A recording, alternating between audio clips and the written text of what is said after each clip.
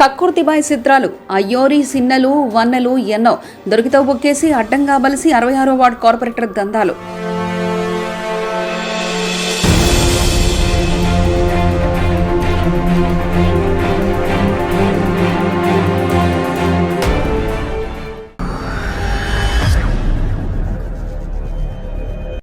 పేరుకే GVMC 66వ ward corporator, కానీ ఆయన రూటే సపరేటు.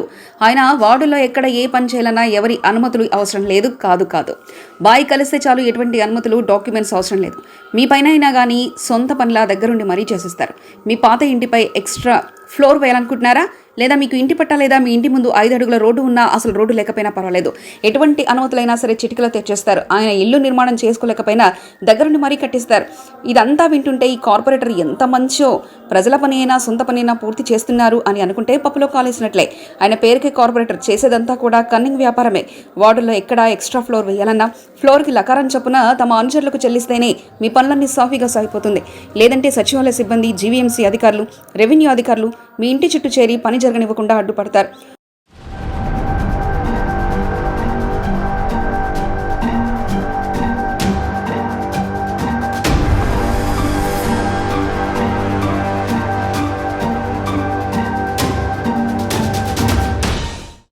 కార్పొరేటర్కి చెల్లించాల్సింది చెల్లించేస్తే అధికారులు కాదు కదా, ఎవరు కూడా అటువైపు చూడరు.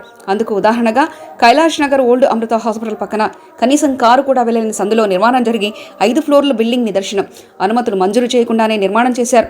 ఎటువంటి అనుమతులు లేకపోయినా జీవీఎంసీ టౌన్ ప్లానింగ్ సిబ్బందికి రావాల్సిన పైకం రావడంతో చూసి చూడనట్లు మొద్దు నిద్ర వహిస్తున్నారు. మరోవైపు హౌస్ కమిటీలో ఉన్న వజ్రా ఫంక్షన్ హాల్ పక్కన ఖాళీ స్థలంలో కార్పొరేటర్ కాంట్రాక్టర్ అవతారం ఎత్తి బిల్డింగ్ కట్టేశారు.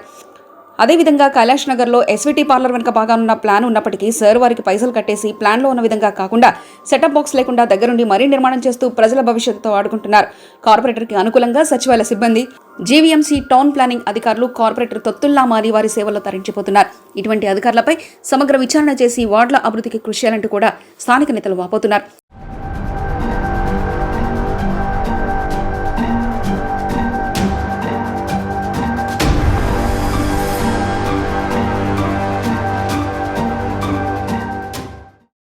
చిన్నవాడు ఇల్లు కట్టుకుంటుంటే ఈరోజు టౌన్ ప్లానింగ్ అధికారులు, సచివాలయ సిబ్బంది, కార్పొరేటర్లు ఇబ్బంది పడుతున్నారు. గతంలో మేము ప్లాన్ పెట్టుకొని చేసుకుంటే వాళ్ళు చేసుకోండి. అలాగే గతంలో హౌస్ కమిటీ ఉన్నప్పుడు ఏదైతే మనం పట్టాలు ఇచ్చామో పట్టాలకు ప్లాన్ పెట్టి చేసుకునేవారు.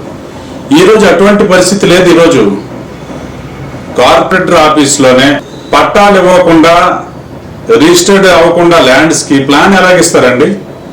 ఏవైతే ఇల్లు కట్టుకొని నివాసం ఉంటున్నారో వాళ్ళ హౌస్ ట్యాక్స్, అలాగే వాళ్ళ తాలూకా డాక్యుమెంట్స్, దాని మీద పట్టా ఇచ్చాం. కొన్ని ఏరియాలు కట్టారు. ఇప్పుడు చాలా ఏరియాలు, అజీమాబాద్ కానీ, అలాగే కైలాష్ నగర్లో కానీ, ఇలా చాలా ఏరియాల్లోని బీసీ రోడ్లో కానీ నిర్మాణాలు జరుగుతున్నాయి. అది ఖాళీ సైట్, దానికి పట్టాలు ఇవ్వరు. ఖాళీ సైట్కి పట్టాలు ఎలాగిస్తారు? అలాగే రిజిస్టర్డ్ ల్యాండ్ కూడా కాదు అది.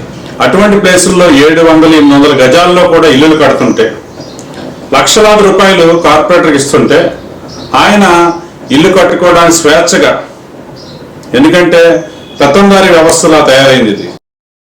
గతంలో కార్పొరేటర్ అంటే తమ వార్డుల్లో ప్రజల అవసరాలు తెలుసుకొని అధిష్టానంలో గొడవపడి మరీ తమ వార్డులను అభివృద్ధి చేసేవారు. ఒకవైపు జగన్ సర్కార్ ప్రజా అవసరాలకు అనుగుణంగా పథకాలు అందిస్తూ ప్రజలచే జేజేలు కొట్టించుకుంటే, ఇటువంటి కార్పొరేటర్ల వ్యవహార శైలితో జగన్ సర్కార్ ప్రతిష్టకు భంగం కలిగేలా ఉంది. రాష్ట్ర ప్రభుత్వం ఇటువంటి కార్పొరేటర్లను బర్తరఫ్ చేయాలని డిమాండ్ చేస్తున్నారు. మరిన్ని కథనాల కోసం సబ్స్క్రైబ్ చేసుకోండి మీ అక్షర శిల్పం.